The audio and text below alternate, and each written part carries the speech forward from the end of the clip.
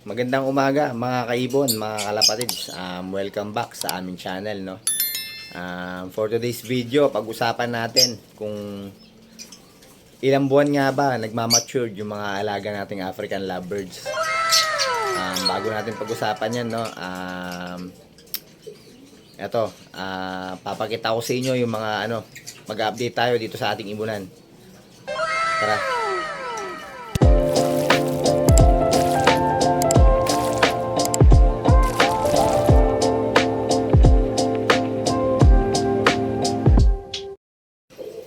So guys, dito sa Parblue o Papel project natin, nag-egg na sila nung 6, no, December 6.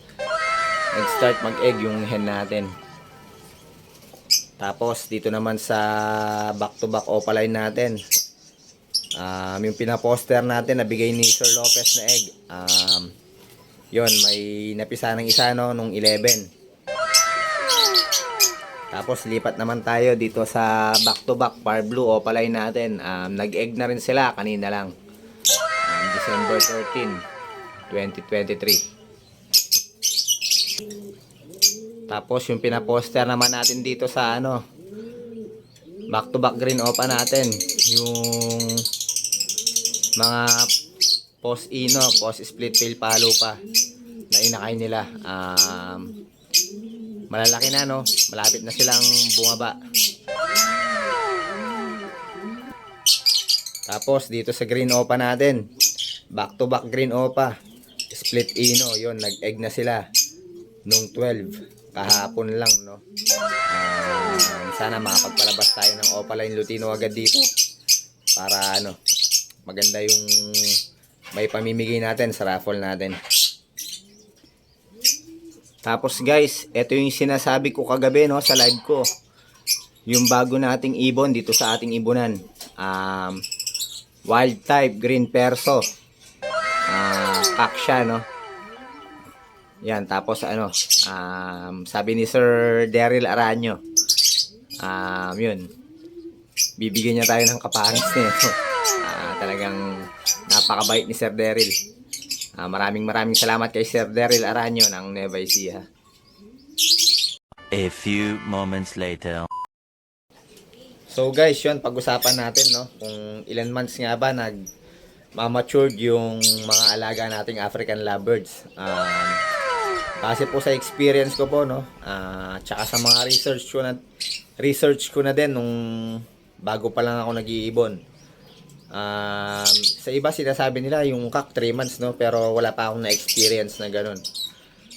Sa experience ko, yung mga kak 6 months, dun sila nagmamature talaga. Kumbaga dun sila naghahanap ng kapares. Tapos gusto na nilang magipag-mate sa yun, no, sa edad na nila yon, 6 months. Yun, no, sa mga kak 6 months po. Yun, base lamang po sa experience ko. Pero try nyo pa rin pong sa iba, tanong-tanong sa mga iba, sa mga veterano na sa pag-iibon, kung may na-experience na ba sila na mas maaga dun sa 6 months. Tsaka kayo guys, kung may mas maaga kayong experience, no, comment nyo dito sa vlog natin para malaman din ng iba. Tapos guys, sa hen naman, no,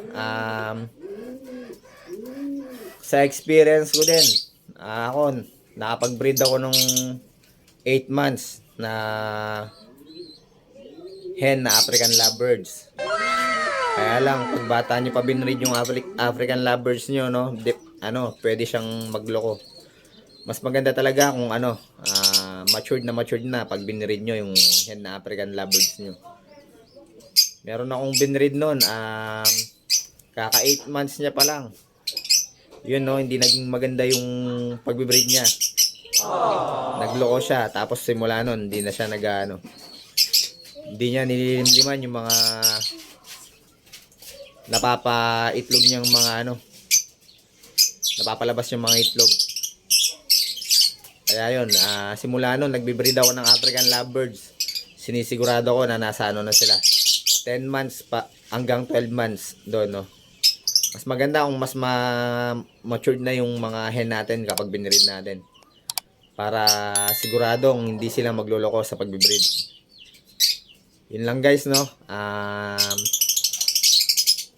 Sana may natutunan kayo dun sa na-share natin ngayon.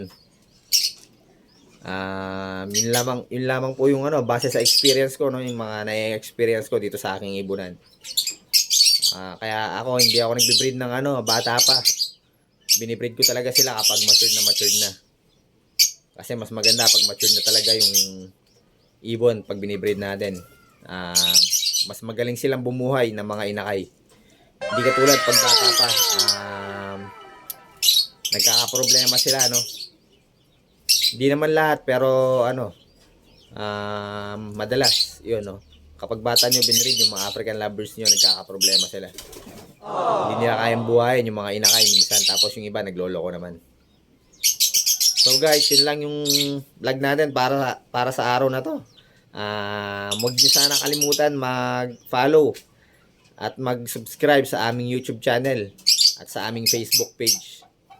Maraming salamat mga kaibon, mga kalapatids. Ingat and God bless.